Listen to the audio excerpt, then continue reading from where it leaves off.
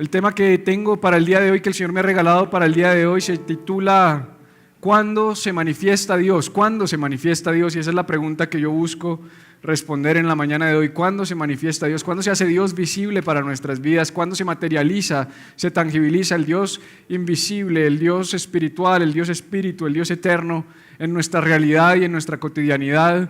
En esta casa creemos firmemente en la necesidad de predicar un mensaje práctico que nos permita ver a Dios como un Dios real en nuestras vidas y en nuestras dinámicas del día a día, y por eso este tema es absolutamente relevante, y para eso quiero que leamos del libro de Primera de Corintios capítulo 13, que fue el libro que leímos hace 8 días, y ahorita vamos a hablar un poquito acerca de eso.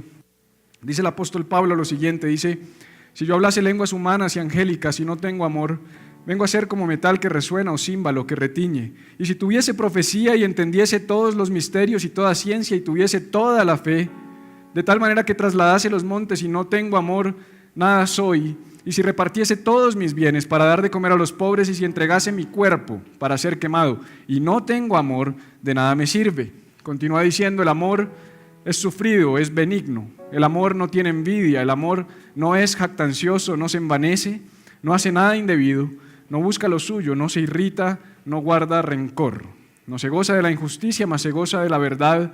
Escucha esto: todo lo sufre, todo lo cree, todo lo espera, todo lo soporta. El amor nunca deja de ser, pero las profecías se acabarán y cesarán las lenguas y la ciencia acabará. Quiero que me acompañes a orar en esta mañana y le pidamos a Dios que nos hable a partir de este texto, como lo hace cada semana. Señor, háblanos. Yo me hago a un lado hoy para que seas tú tomando el control de esta reunión y seas tú, Espíritu Santo, impartiendo y hablando a los corazones de cada persona. Y yo te pido que tú te manifiestes, Señor, porque ¿cuándo te manifiestas tú? Pues yo te pido que te manifiestes hoy por medio de este mensaje y te manifiestes por medio de los mecanismos y los medios que tú dejaste para manifestarte a nuestras vidas. Te lo pido en tu nombre, Jesús. Amén. Yo no sé si a ti te gustan los espejos, pero hay personas que no le gustan los espejos. Hay personas que no se ve al espejo. Hay personas que tú las ves y dices: este evidentemente no se ha mirado al espejo. Pero hay personas que cualquier cosa es un espejo. No sé si has visto esa gente que va por las vitrinas mirando las vitrinas así, pero realmente se están mirando a ellos mismos. O que pasan por el lado de un carro que tiene vidrios polarizados y uno que va a robar el carro, ¿qué va a hacer? No, lo que pasa es que se está mirando a sí mismo. Buscan cualquier excusa, cualquier cosa que refleje para mirarse a ellos mismos. Otros huyen de los espejos, otros no les gusta tener el acceso a ver su reflejo. Yo particularmente procuro verme a un espejo cada vez que puedo hacerlo, cada vez que entro al baño, cada vez que tengo un acceso a un espejo, porque yo no sé si te ha pasado que de repente vas a almorzar y tienes un pedazo de cilantro entre los dientes, y no sé si te ha tocado la reunión donde hay alguien con el cilantro y todo el mundo sabe que esa persona tiene el cilantro entre los dientes. Nadie es capaz de decirle que tiene un cilantro entre los dientes y tú dices: pero ¿quién le va a decir? Y tú como que dices: pues si ellos no le dicen, yo tampoco, eso no es problema mío, y nadie le dice y todos empiezan a hacer como ¿verdad? De hecho algunos ya estaban haciendo como: ¿será que me quedó cilantro de la empanada de esta mañana? De la changua, ¿quién comió changua esta mañana? Pero, o si no, el moco ventanero. No sé si te ha pasado que está ahí como que respira y entra y sale, y uno dice: respire más durito a ver si por lo menos lo expulsa o se lo chupa o alguna cosa. Pero evidentemente a veces solamente sucede cuando uno tiene la posibilidad de verse a un espejo y decir: uy, madre, ¿hace cuánto tendré esto? La cremallera abajo. Tantas cosas que nos pueden pasar, que suceden es cuando tenemos la posibilidad de vernos a nosotros mismos, y a algunos no nos gusta vernos a nosotros mismos por diferentes razones, sea falta de autoestima, sea que nos vemos feos, sea que nos vemos mal, sea que nos vemos solamente los defectos, o sea que no nos gusta el color de nuestra piel, qué sé yo. Pero el espejo es necesario, el espejo es importante, se ha convertido en una herramienta fundamental, tanto así que muchas personas ya no usan el espejo, sino usan su celular para verse. Tú ves personas en el carro maquillándose con el celular, yo no sé cómo lo hacen, pero es importante el espejo. Ahora, qué interesante que utilicemos el espejo para vernos un buen rato delante del espejo, pero después de vernos del espejo nos olvidemos de cómo somos. Imagínate tú pasar 2 horas frente al espejo para salir de ese lugar y todo lo que viste que tenías que mejorar no hacerlo, por ejemplo. ¿Qué tal si te miras al espejo y tienes cilantro entre los dientes y vas para una reunión y te miras al espejo y dices sí el cilantro, pero te vas con el cilantro a la reunión? No tendría sentido eso, ¿verdad? ¿O tendría sentido?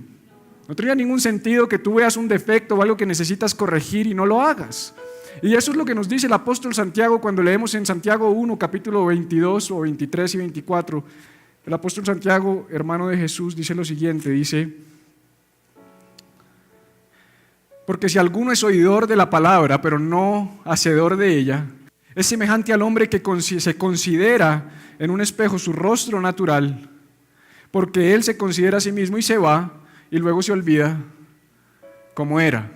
En otras palabras, Santiago está usando esta analogía práctica de mirarnos al espejo, diciendo que si tú escuchas la palabra de Dios, que si tú tienes la capacidad de venir, por ejemplo, a este lugar, el día de hoy, o venir sistemáticamente cada 8 días y exponerte a la palabra de Dios, y tras exponerte a un mensaje donde tú dices, oye, esto es como un espejo para mi vida.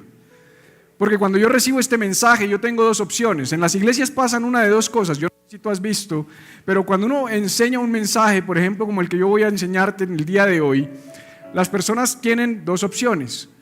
O miran al de al lado, y entonces como aquí hay una silla vacía, empieza a pensar, preciso mi esposo no vino hoy, y esta palabra está perfecta para él. Preciso fulano no vino y esta era la palabra para él, ojalá la escuche. Y tú estás pensando que esa palabra es para el otro en vez de pensar que es para ti, pero realmente esa palabra es para ti. Esta palabra que yo estoy entregando hoy es para ti, es para tu vida, es para que tú la apliques de manera práctica en tu vida. Pero ¿qué pasa si tú tomas apuntes, si tú tomas notas, si tú escuchas atentamente, si tú no te distraes por el ruido, si tú no te distraes por el sonido extraño, si tú no te distraes por las cosas que yo digo, si te hago reír, si no te enfocas en el mensaje, pero aún así sales de este lugar y dices, bacano, nos vemos en 8 días y hasta ahí llegó el mensaje? Pues dice Santiago que cuando eso sucede, tú eres como una persona que se mira al espejo y a pesar de que se mire atentamente, cuando se aleja de ese espejo, se olvida de cómo es, se olvida de lo que tiene que hacer, se olvida de lo que vio. Y yo creo que eso inunda e invade muchas veces nuestras comunidades. Porque yo lo único que puedo hacer para aportar a la transformación de tu vida es darte un mensaje que te impacte, pero las decisiones las tomas tú. Yo no puedo tomar decisiones por ti, yo no puedo decidir cambiar. Yo no puedo decidir dejar las cosas que hay que dejar, yo no puedo decidir ser intencional en las cosas en las que hay que ser intencional. Ahora, el apóstol Pablo, tal vez apalancado en estos mensajes del apóstol Santiago, entendiendo lo que quería decir Santiago, entendiendo la importancia de mirarnos al espejo y de alguna manera no olvidar cómo somos, sino trabajar permanentemente en cambiar y transformar aquellas cosas que necesitan ser transformadas de nuestras vidas, escribe a la iglesia de Corinto. Yo te conté hace 8 días que Pablo escribe a la iglesia de Corinto, una comunidad en Grecia, en la antigua Grecia, una comunidad importante que estaba floreciendo y que estaba creciendo, donde la iglesia en Corinto estaba empezando a tener una atracción muy importante, tanto así que Pablo pasó muchos de sus viajes misioneros por Corinto y se estableció en este lugar. Y desde Roma en la cárcel les escribe la carta de 1 de Corintios más o menos en el año 55 después de Cristo. Quiere decir que más o menos unos 20 y pico de años después de la resurrección de Jesús, unas comunidades maduras, unas comunidades que ya habían crecido, se habían formado, muchas por la obra y el trabajo de este hombre anteriormente conocido como Saulo de Tarso, un perseguidor de la iglesia, un hombre que asesinaba y mataba a los cristianos en defensa de su fe y de sus convicciones y de sus creencias. Luego es impactado por Jesús camino de Damasco y cambia su nombre y ahora se llama Pablo y pasa de ser el mayor perseguidor de la iglesia al mayor promotor de la iglesia. Esto para decirte que puede haber personas que tú conoces que no creen en Dios, que no creen en Jesús, que no reconocen a Jesús de la manera tal vez en la que yo lo hago y tú lo puedes hacer, y tú dices, no hay esperanza porque mira cómo habla, mira cómo se comunica, mira cómo se pronuncia sobre los cristianos, mira lo que dice de nuestras iglesias, de nuestra fe. Pero de repente estas personas, cuando son impactadas por Dios, tienen la capacidad de transformarse y tener un arrepentimiento real, y toda esa fuerza que tenían para ir en esa dirección ahora la utilizan para ir en la dirección opuesta y empezar a aportar para el crecimiento y para la extensión del reino, como lo hizo el apóstol Pablo, quien escribe esta carta. Y esa sección o ese fragmento de 1 de Corintios capítulo 13 que yo te acabo de leer, muchos dicen es el poema del amor. Entonces en los matrimonios ponen los cuadros con 1 Corintios 13 como el poema del amor. En las casas es común que tú encuentres retablos o frases o vinilos con el poema del amor, porque el amor es sufrido, el amor es benigno, el amor nunca deja de ser, todo lo sufre, todo lo cree, todo lo perdona.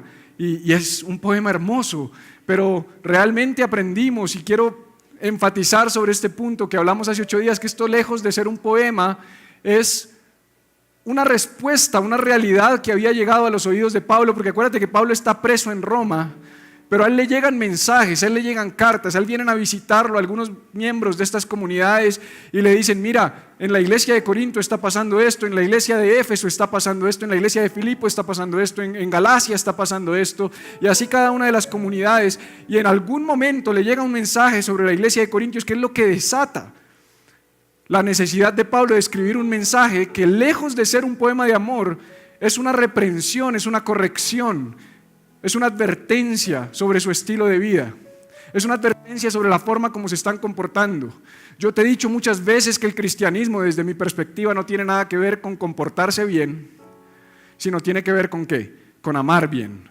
Porque para mí vivir bien es amar bien, para Dios vivir bien es amar bien.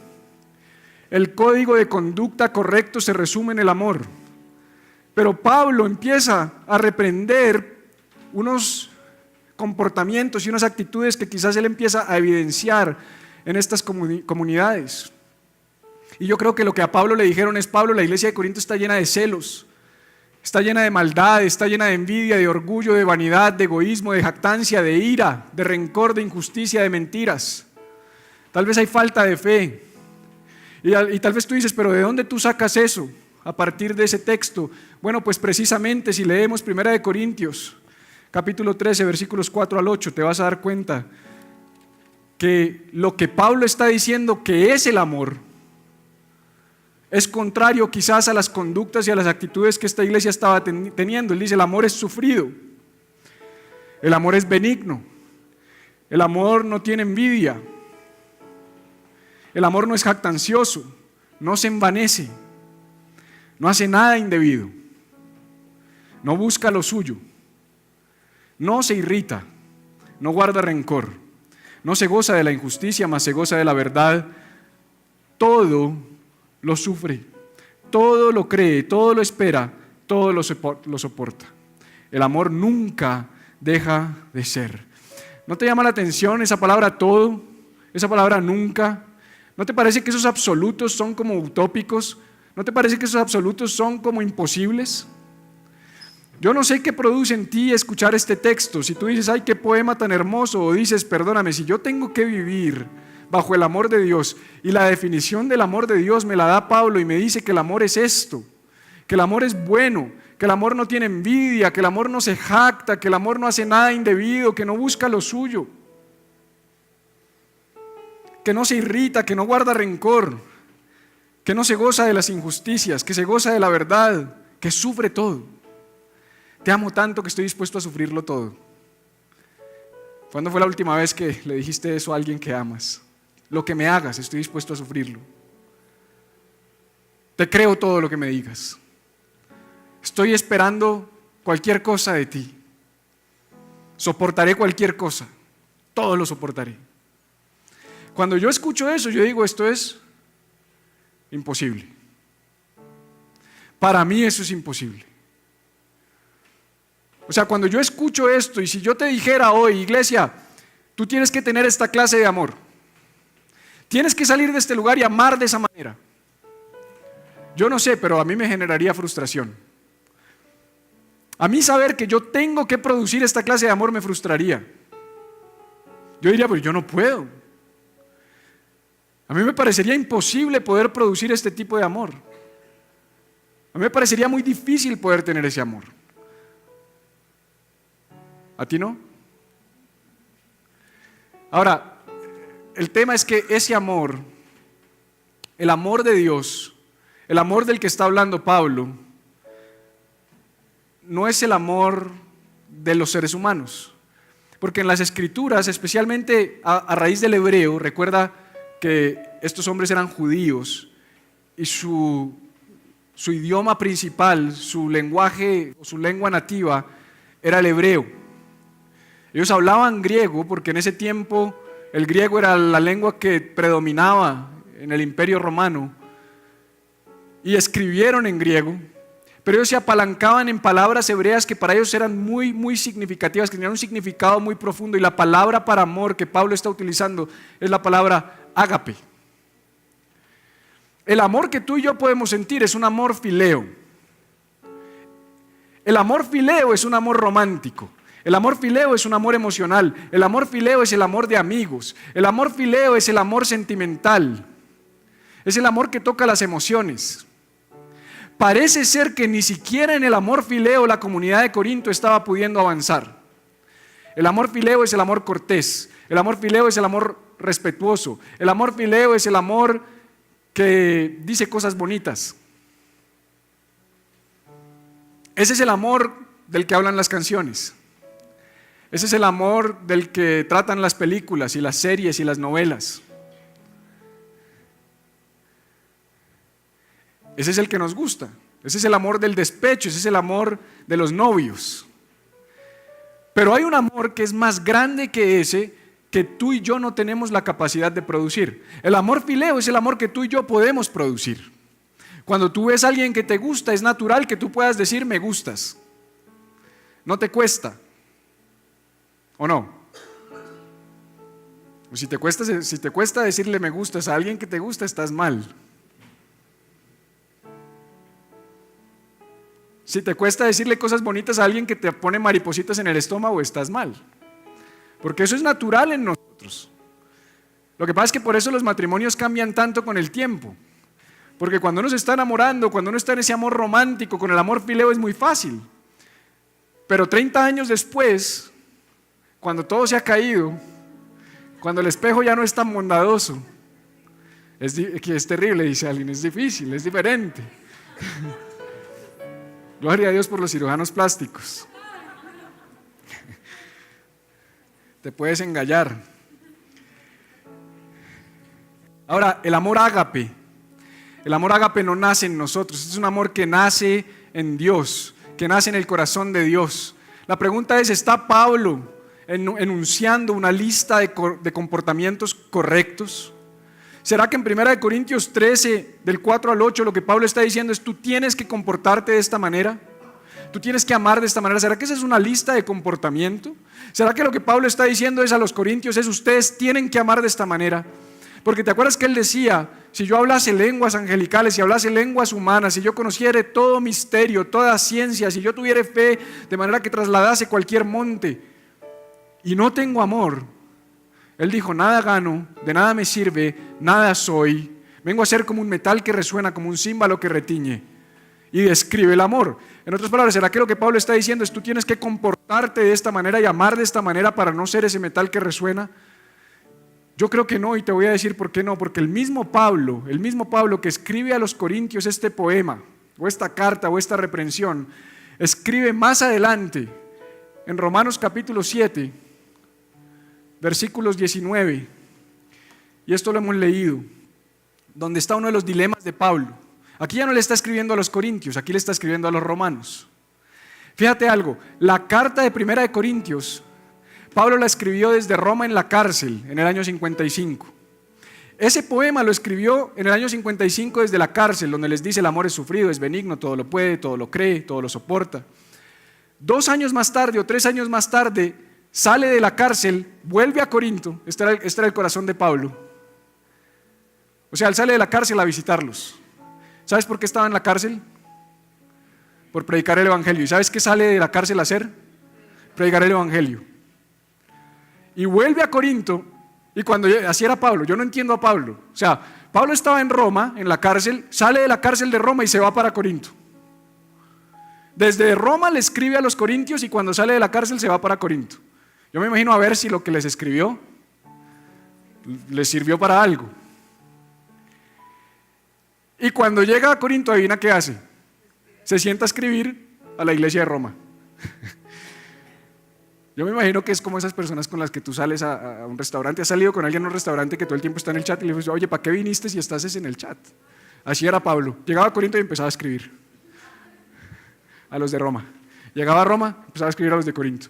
Todas las cartas de Pablo se escribieron desde lugares distintos a sus recipientes, destinatarios, gracias.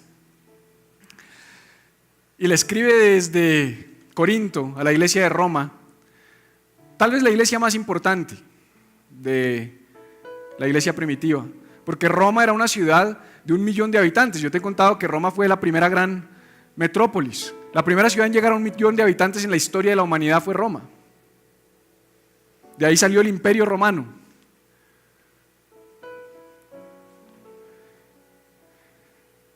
Una ciudad que se fundó cerca de 2000 años antes de Cristo. Era una ciudad sólida, una ciudad que tenía un desarrollo en ingeniería y en infraestructura muy interesante. En ese lugar florece la iglesia. Pablo desde Corinto les escribe y les revela una de sus luchas más grandes.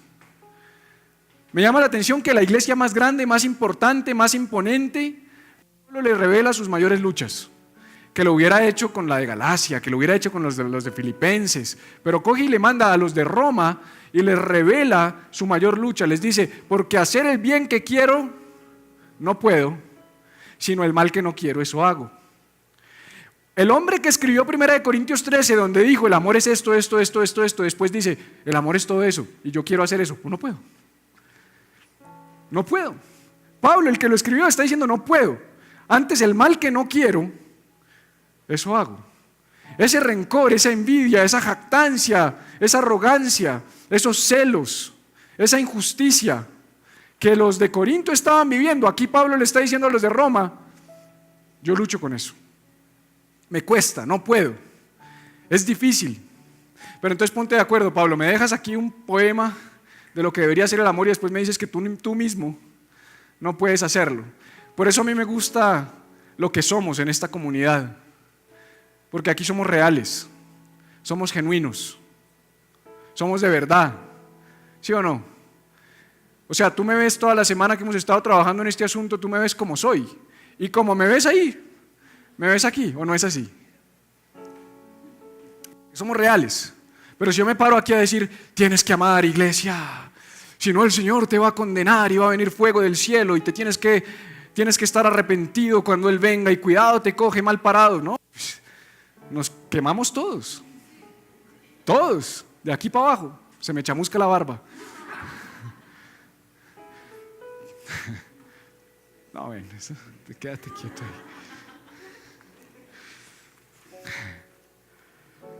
Miserable de mí, dice Pablo, miserable de mí. ¿Quién me librará de este cuerpo de muerte? Qué tremendo que Saulo quiere decir el grande. Y ese era el nombre de Pablo, el grande. Y Saulo perseguía a los cristianos y era determinado y mató a muchos. Discípulo de Gamaliel, un hombre influyente. En cuanto a la ley fariseo, en cuanto al celo perseguidor de la iglesia, en cuanto a la ley irreprensible, dijo él. Pero Pablo, el nombre que le da a Jesús después de que se encuentra con él en el desierto camino de Damasco, Pablo quiere decir el pequeño. Qué tremendo que Dios no usó al grande sino usó al pequeño. Qué tremendo que a veces nosotros queremos parecer grandes para que Dios nos use y Dios dice, no, es que tú no has entendido, yo de lo vil y lo menospreciado escogí para avergonzar a los sabios. Yo no sé dónde estás tú y qué piensas de ti mismo. Yo no sé si tú eres de los que piensan que yo no soy digno, que yo no valgo, que cómo Dios me va a usar. Es que usted no sabe lo que yo hago. ¿Cómo voy a ir a la iglesia si yo soy una...? Mira, aquí a 2 locales hay una ferretería, un señor que se llama Teo que nos ha estado ayudando en muchas de las cosas que hay aquí. Y vamos y le pedimos cosas y no, ya tenemos cuenta, ya no nos... Pastor, tranquilo. Y ayer pasaba, iba con Janet, ¿dónde está Janet? ¿Qué se hizo Janet? Iba con Janet y le dije, Janet, vamos a tomarnos un café porque estábamos cansados, después de toda la tarde pasamos por acá y don Teo, eso sí es sagrado, a las 4 o 5 de la tarde empieza a echar póker, todos los días. Y los sábados, y ayer salimos y el man ya estaba, ¿cómo fue que él dijo? Pero así harto, dijo, así harto puedo ir a su culto, pastor. Y yo, así harto puede ir. Es que me gusta lo que ustedes hacen, pastor, yo voy a ir. Pues evidentemente hoy no vino, pero algún día va a venir. ¿Sabes por qué? Sí. Estaba muy harto, no se acordó. Pero ¿sabes por qué va a venir? Porque él lleva 2 meses viéndome a mí entrar y salir todos los días y viéndome como soy. Y él dice, este man es diferente, este man es distinto, este man es real, este man no come cuento. El otro día salí y me peleé con el que cuida los carros de la otra iglesia. Y el que cuida los carros de la otra iglesia fue y le dio quejas al pastor de la otra iglesia y dice, ese es disque el pastor, imagínese, y me trató mal. No, yo no lo traté mal, yo le hablé durito porque me pusieron 4 carros aquí al frente. ¿Y dónde está el amor? Pues es que ¿quién dijo que el amor es hablar, ay, gracias, amor mío, por ponerme los carros ahí? Qué maravilla. No, eso es fileos. El amor, dice la Biblia, que Dios al hijo que ama disciplina. ¿Sabías que la disciplina es parte del amor? La corrección es parte del amor, el carácter es parte del amor. Nosotros somos una iglesia real. Tú aquí te vas a encontrar con gente real, imperfecta. A mí no me preocupa que mañana tú vengas y me dices, ay, el que ponen en la puerta, ese señor lo vi tomando cerveza. Y yo, ¿por qué no le pediste un sorbo, viejo? O sea, ¿cuál es el problema? De hoy en 8 vamos a ir a ver la Champions. No lo anunciamos porque ya me parece too much, pero vamos a ir a ver la Champions y Juan va a invitar a la Pola, ¿sí o no, Juan? Porque va a ganar el Real Madrid, por si acaso. ¿Ah, no? ¿No? Eso sí no les gustó tanto, ¿no? De hoy en 8 sabremos a quién ama a Dios más. O sea, aprovisionémonos porque... Miserable de mí, ¿quién me librará de este cuerpo de muerte? Yo creo que lo que Pablo estaba diciendo no era, ingeniero, no era una lista de comportamiento, un código de comportamiento. Pero entonces, ¿cuál era la expectativa de Pablo? ¿Qué es lo que quiere Pablo hacer en nuestros corazones a partir de enunciarnos tremenda declaración de lo que es el amor? ¿Será que es condenarnos y hacernos sentir mal y decir, no, definitivamente yo no puedo amar, yo no soy un buen cristiano? No, yo creo que no, porque quedó claro que 2 años más tarde él mismo dijo, yo no puedo hacer el bien que quiero, sino que lo que Pablo está diciéndonos es, tú no puedes, es que ese es el punto, que tú no puedes. Es que el punto es precisamente ese. Esa es mi conversación con Dios cuando yo estoy preparando este mensaje, Señor, ¿qué tengo que hacer? Yo no puedo amar de esa manera. Y me dice, exactamente, tú no puedes, lo entendiste de qué se trata. Todo se resume en eso, en que tú no puedes. Si tú pudieras de amar de esa manera, Jesús no tendría que haber venido a esta tierra, pero como no puedes amar de esa manera, Él vino a esta tierra. Como tú no puedes amar de esa manera, Él vino y se manifestó entre nosotros. El amor ágape, el amor de Dios, el amor que nace en Dios, que es un amor incondicional, que es un amor que todo lo soporta, que es un amor que todo lo sufre, que es un amor que todo lo cree, que todo lo espera. Ese amor que tú y yo no podemos producir de manera natural, porque es imposible. Dijo Jesús, no puede un mal árbol producir un buen fruto y no puede un buen árbol producir un mal fruto. Uno no puede producir lo que no hay en uno. Tú y yo no tenemos la capacidad natural de producir amor ágape. Es imposible. Y eso fue lo que Dios me dijo, precisamente. Porque hemos venido predicando mucho del amor y yo no quiero que el amor se quede en algo abstracto. Yo quiero que lo podamos aterrizar a nuestras vidas prácticas. Pero la forma de hacerlo no es esforzándonos para amar más, porque vas a terminar produciendo más amor fileo. Y hay gente más romántica que otra, sí lo hay. Hay gente que es más cariñosa que otra, sí lo hay. Hay gente que es más dulce que otra, claro que la hay. Yo, por ejemplo, no soy tan dulce, yo no soy tan... Hasta el fileo me cuesta. Algunos dicen como... ¿Cierto? Sí. Ahora imagínate el ágape, o sea, miserable de mí. Pero Pablo nos da la respuesta y me paso a la carta. Mira, en nuestro esfuerzo no podemos amar más, no de esa manera. Estos mensajes no están diseñados para hacerte esforzar para amar más. No te esfuerces por amar más porque no vas a poder. Te vas a frustrar. Es como si tú me pones a cantar y a rapear como este man. O sea, yo no puedo. Yo no puedo. O si tú le pides a él que tenga la barba como la mía. O sea. Ahí va. Además que es todo lindo. Tiene fe y me dice, espérate, pastor, yo voy a hacer como la barba de Aarón. Y yo le dije, sí, pero como la barba de Aarón a los 12 años, viejo, porque... Aguanta, dice, aguanta. Pero en la carta a los Gálatas, Gálatas capítulo 2, versículo 20, mira lo que dice Pablo. El mismo Pablo dice, con Cristo estoy juntamente crucificado. Mira esto, y ya no vivo yo, mas Cristo vive en mí. Si el amor ágape es Cristo, Porque Cristo es el amor de Dios que vino y caminó entre nosotros. Es la manifestación y la materialización del amor ágape, ese es Jesús. Y Pablo está diciendo, en Cristo yo estoy juntamente crucificado, ya no vivo yo, sino que Cristo vive en mí. Y lo que ahora vivo en la carne, lo vivo en la fe del Hijo de Dios, el cual me amó y se entregó a sí mismo por mí. En otras palabras, ser cristiano no es otra cosa que tener a Cristo dentro de ti. Entonces, cuando tú no puedes amar de esa manera, tú lo que tienes es que dejar que Él ame de esa manera. No es tan difícil, créeme.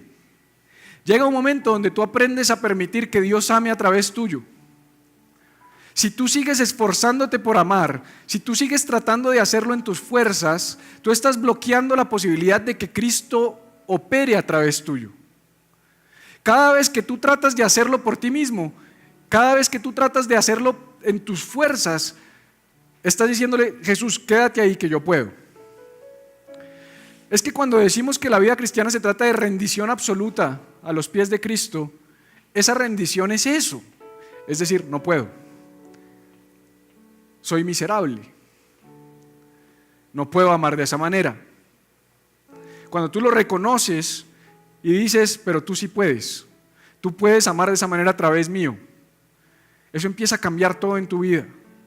Y esto no solamente con el amor, con todo, con el comportamiento, con la conducta, pero sin duda alguna el amor es lo más importante.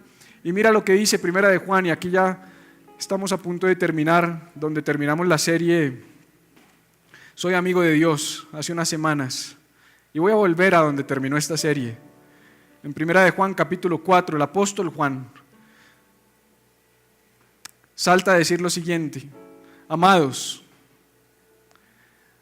ágape unos a otros, porque el ágape es de Dios.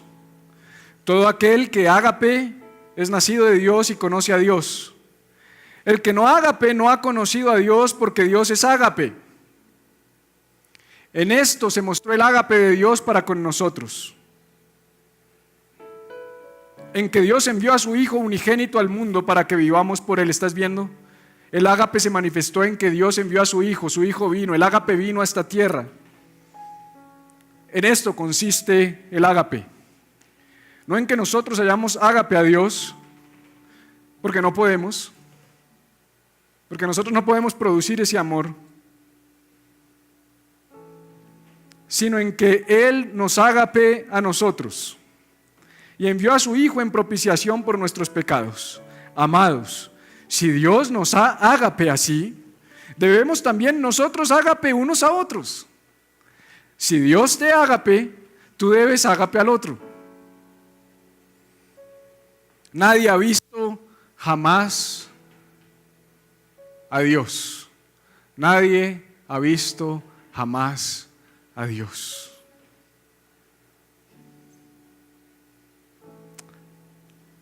Si nos amamos unos a otros, si nos ágape unos a otros, Dios permanece en nosotros y su ágape se ha perfeccionado en nosotros. Iglesia, si nosotros tenemos la capacidad de amar ágape a los demás, no porque yo tenga eso como una característica de mi naturaleza, sino porque Cristo vive en mí, y yo puedo manifestar ese amor ágape a los demás, dice la Biblia que entonces la gente va a poder ver a Dios.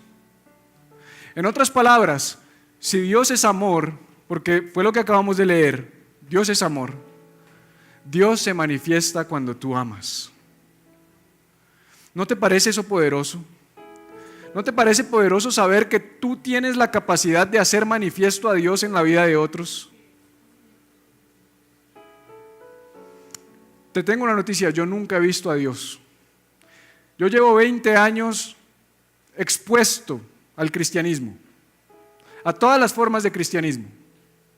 Soy un sobreviviente del cristianismo. Y cuando más he visto a Dios es cuando otros me han amado con el amor de Dios, con el amor ágape. Cuando alguien se acerca a mi vida y me ama con el amor ágape, yo digo, gracias Dios, eres real. porque Dios escogió manifestarse de esa manera. La primicia fue su Hijo. El primero al que Él envió fue a su Hijo, pero de ahí en adelante se supone que nos ha enviado a cada uno de nosotros. ¿Sabes qué quiere decir cristiano? Pequeños Cristos. Un cristiano es un pequeño Cristo. Se supone que tú eres un Cristo para otros. Ahora editan esto y lo cortan después en YouTube y sale como el pastor que es de la falsa doctrina que ahora dice que todos somos Cristos. No, yo no estoy diciendo eso. Yo estoy diciendo que si tú tienes ágape dentro de ti, Jesús está vivo dentro de ti, Jesús actúa a través tuyo.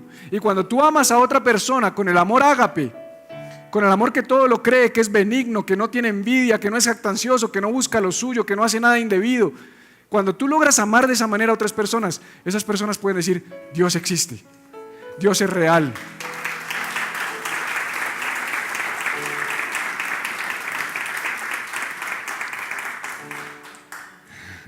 En la última, John. ¿Cuándo se manifiesta Dios? Fue la pregunta con la que empezamos este mensaje. Y cerramos diciendo: cuando amas, Dios se manifiesta.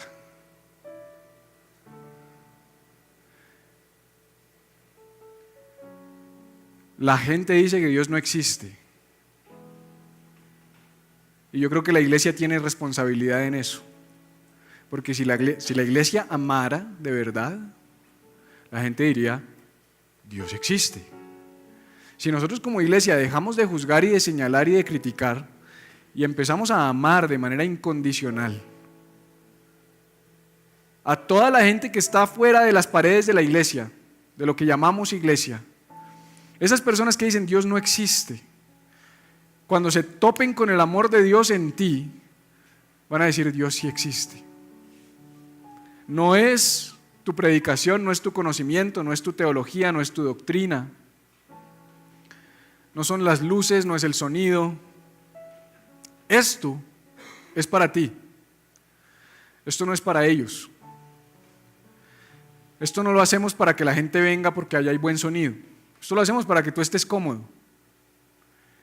Pero el mensaje es que tú te retes a ser un agente de amor fuera de estas cuatro paredes, para que aquel que no ha visto a Dios, porque nadie ha visto a Dios, diga: Dios existe.